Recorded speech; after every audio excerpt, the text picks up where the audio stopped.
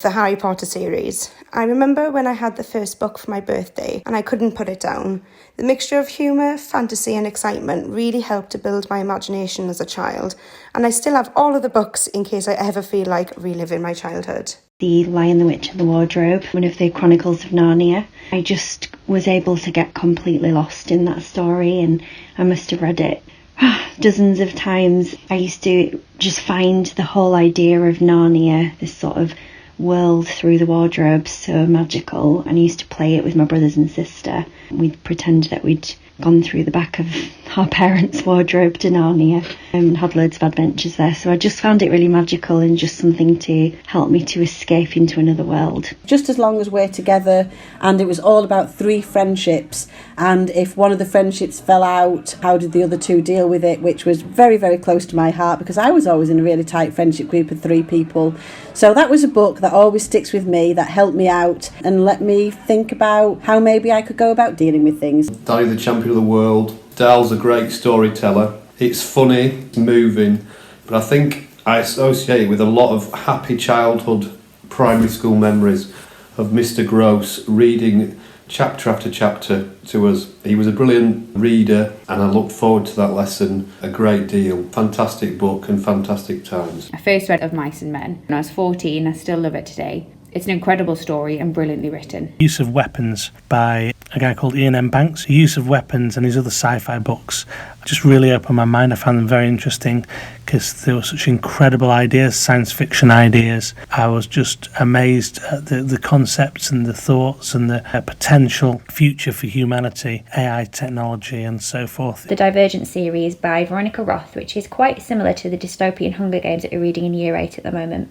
I love how you can completely forget about the world around you when you're transported to a different world in a story. Alanna, and it was the first in the Song of the Lioness series by Tamora Pierce, and I really believed I could be a fighting knight like her. A teacher advised me to read a book and it looked so boring. It was old, it was hardback, it was plain blue, it looked awful. I didn't really want to read it, but I did start to read it, and I remember just what an amazing book it was. It doesn't matter actually what the book was. It was just an amazing and an exciting book. It was just brilliant. Although I have to admit, I do still judge a book by its cover quite often. I love going into bookshops. I love the books can look like, how fantastic they are. But I do know that really you shouldn't judge a book by its cover, that the most fantastic book can have the most boring cover. The Princess Diaries by Meg Cabot. It follows the story of American schoolgirl Mia who finds out that she's actually the princess of a European country. I liked that the main character, Mia, wasn't like other perfect female heroines. She was a tomboy, she was clumsy, a bit rough around the edges, so I could relate to her more than some characters in other books that I was reading at the time. The whole series dealt with issues that teenagers go through growing up, as well as being funny and sometimes sad in places, and I enjoyed the book so much that even when the most recent one came out, even though I'm not the target audience anymore, I still went out, still bought it, still read it, because I wanted to find out what happened. The Secret Garden. After being orphaned in India, Mary Lennox is sent away to live with her uncle at his grand estate in Yorkshire. Mary explores the grounds of the house and discovers a secret garden, along with other surprises. To this day, the idea of finding a forgotten key to a secret world fascinates me. Whenever I see an ivy-covered wall, I wonder, what if? The first Bond novel that I encountered, which was Thunderball by Ian Fleming. I enjoyed the films at the time and enjoyed the novels even more. Thunderball's about stolen nuclear weapons and set in the Bahamas and as you'd expect, full of action and adventure. Harry Potter and the Philosopher's Stone. I remember it being read to me and then reading it again on my own. It's the only book I can reread again and again, and I'm just never bored of it. The Lord of the Rings, which is simply an amazing epic story with a fantastic universe of characters who are so detailed and so well brought to life that I loved every minute of reading. Enid Blyton's The Faraway Tree. I just loved the imaginary world and all the characters that lived there. When I was at school, I wasn't the most avid reader. I was into playing sport and just anything at all to do with sport. But one book that I really enjoyed was Holes by Louis Sachar. I took an incredible interest in the book and found it quite inspiring. And I know if I was to read the book 15 years on, I would find it just as enjoyable. The Katie Morag series. I loved reading these books as a child. It was everything that I wanted to do and to be. The adventure and the freedom and the wonderful, beautiful settings of the Scottish Islands were just what I dreamt of in my childhood. The Redwall book series by Brian Jacques. It's about a warrior mouse, and it's set in a sort of mystical, medieval type world, thinking about this society that exists in the animal kingdom and the relationships between different species and across generations. It was mesmerising. It was all fantasy, and it really captured my imagination, and I'd recommend that as a read for anyone. I read loads and loads of Dick King-Smith as a child. I think the thing that I loved the most about his books was the inclusion of animals and giving animals a character, and he always rooted for the underdog. So especially in that guard dog book you can see there, that was all about a very small scruffy dog who really wanted to be a guard dog. Everyone told him he couldn't, and then he managed to be fantastic. I think my favourite author would have been Judy Blume. I read all of her books, Blubber, Are You There, God, It's Me, Margaret, and my absolute favourite, Forever. The plot of the story is about a teenage couple, Catherine and Michael, who have this first relationship together, and it's a little bit daring, and all the girls at school wanted to read it. In fact, I think it's still a big bestseller today.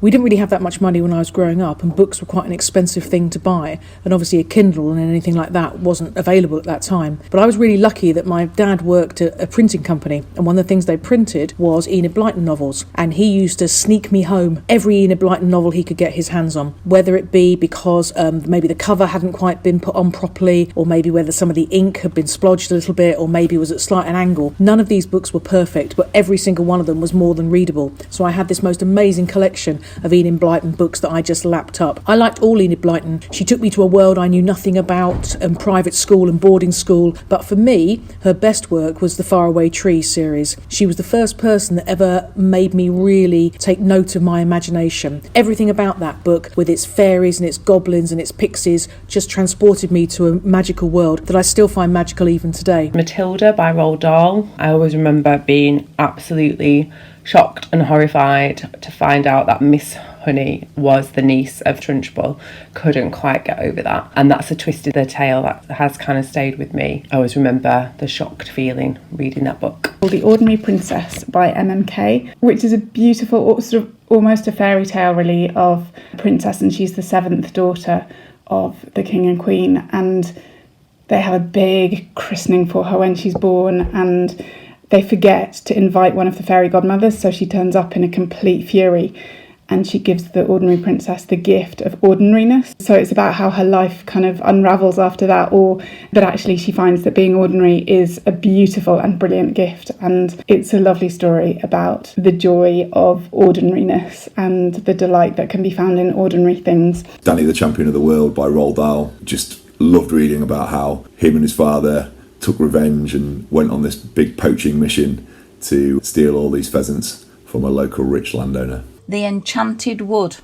I just loved the characters in it and seeing what they all got up to in this mystical magic world in a woodland, and the adventures that they went on. There were so many magical creatures like Mr. Moonface, Silky the Fairy, and Mr. What's His Name. I still remember their names now, all these years on. And I found it hard to actually put this book down because I just wanted to know what the next adventure was going to be.